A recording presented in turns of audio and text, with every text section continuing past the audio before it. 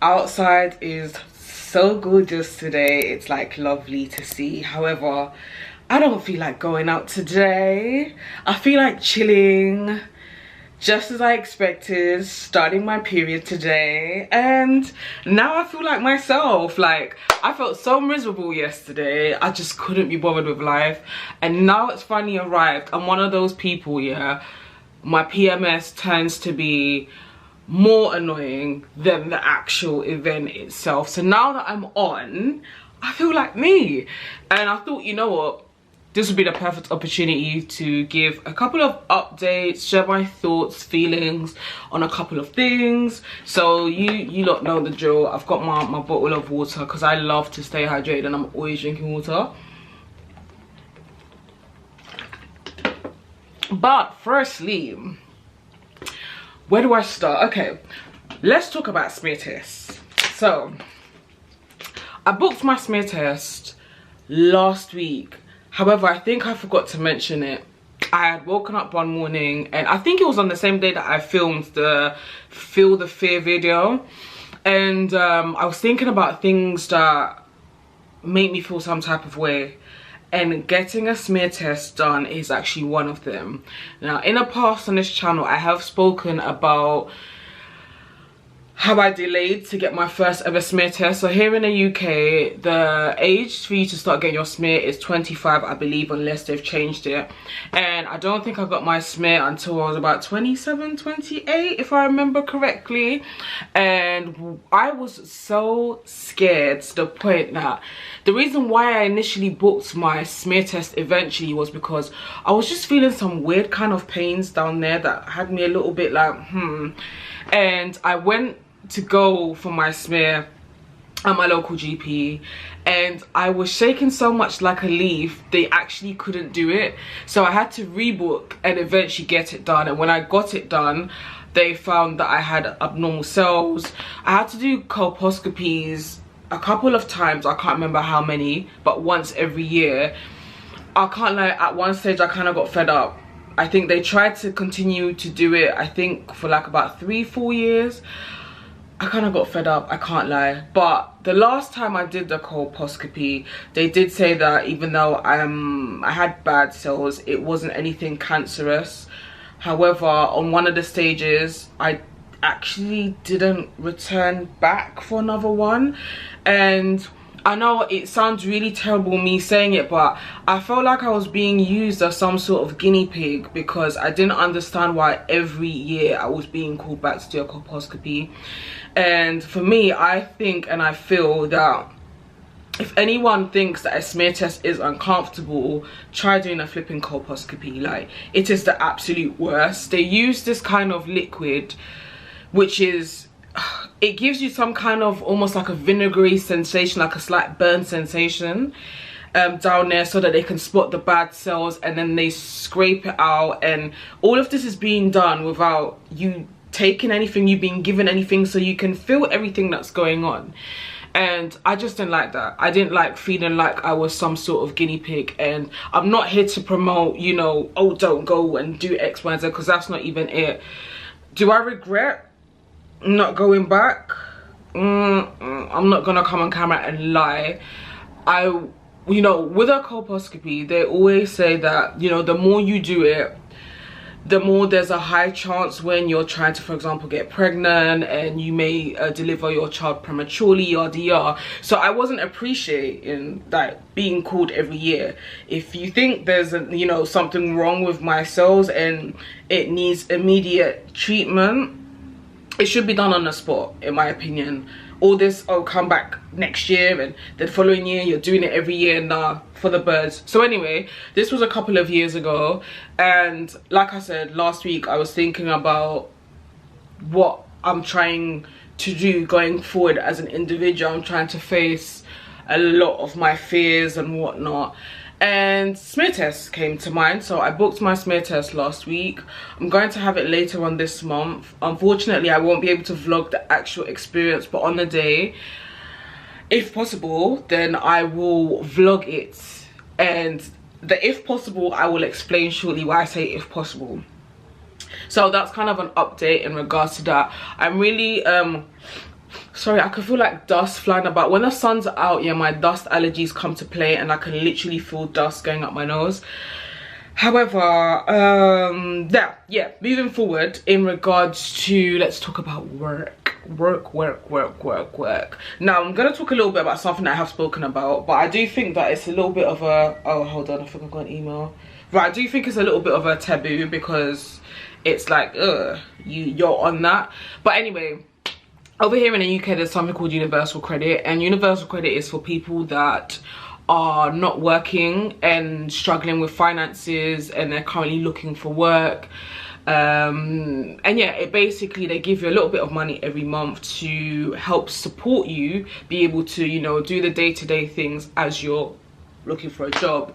And last week, Friday to be precise, I decided, you know what, I'm gonna apply for universal credit because I've kind of gauged, one, finances, let's not lie, finances is a big thing, and two, not only that, but I've kind of gauged that I've been thinking and I have a slight idea of what I want to do going forward.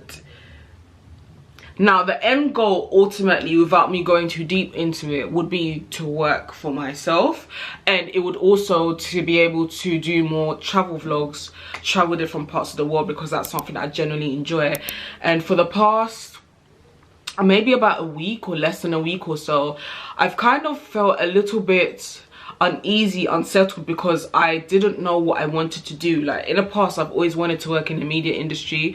I've always previously wanted to be a TV and radio presenter, and in the past, when I've kind of gauged out that, you know what, the route to get to there and the kind of microaggressions and the racism that you have to deal with as a black woman and as a black woman of locks, I kind of got fed up. And that was actually one of the main reasons why I started my own YouTube channel, and I started doing things like my own podcast, which I no longer do, but you know what, in my spare time I like to get involved in other people's projects and podcasts and things like that.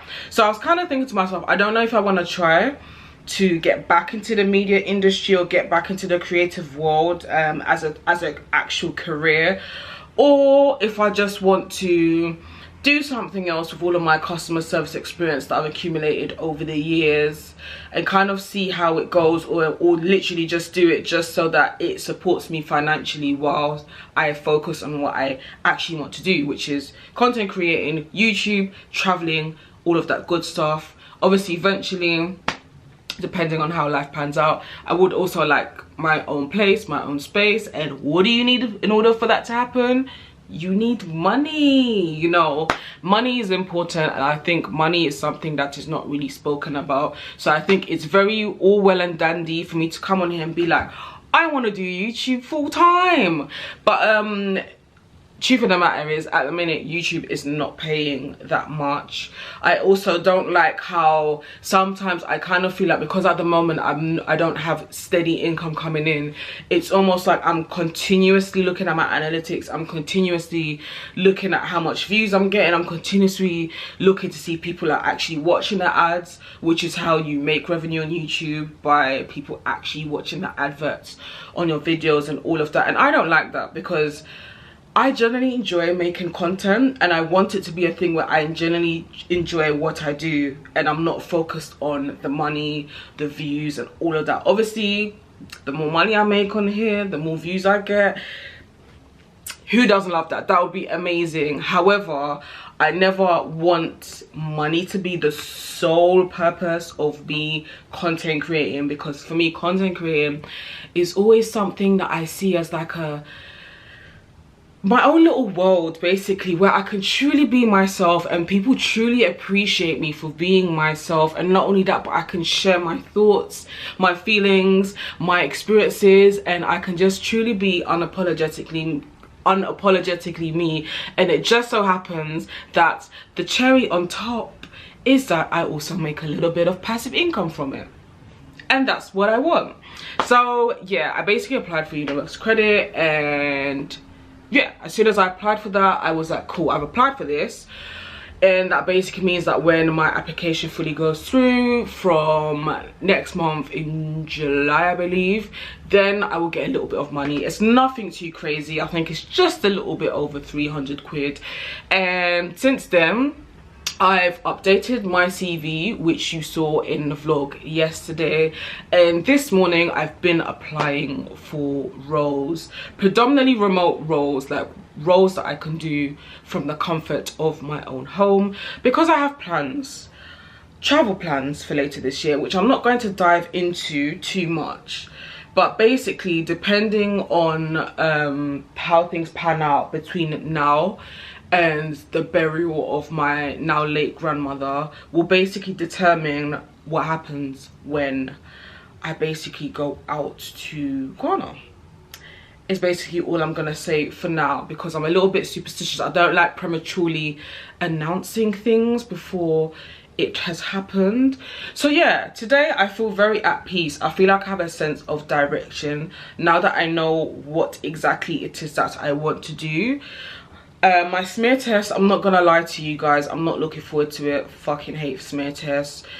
It's uncomfortable. I remember when I actually did do it the first time, it actually didn't hurt per se, it was just uncomfortable. However, it was very short, if I remember. Maybe it was about 30 seconds of discomfort. So, you know, it goes back to what I normally say. Sometimes with me, in my mind, something is actually worse than the reality, and that's how it is. I'm really hoping that when I do go for my smear test, everything is in the all clear. However, even if it isn't, I will come on here to disclose that information, because I know that I could be helping somebody out there. And also, one last thing that I did want to say, but I almost forgot. As you know, you're watching this, I'm hoping you have been keeping up. I've been doing daily vlogs so far this month, and I said that I would be doing daily vlogs for the month of June. That hasn't changed for now. However, I am now applying to roles, and if I do happen to get a job during this period, then that means that the daily vlogs are gonna have to cease. However, I wouldn't just stop. I would come on here and make that announcement. And yeah, that's basically all that I wanted to update y'all with. I hope you are all doing amazingly well, just like I am. I hope you and your families are doing good. Let me know in the comment section below, how are you feeling? What's your thoughts on anything that I have said? And yeah, I shall see you tomorrow. And I don't know if tomorrow I'll be out and about just of yet, but you're just gonna have to wait and see. Thank you so much for watching this video. Mwah. Until my next one tomorrow, take care, be good.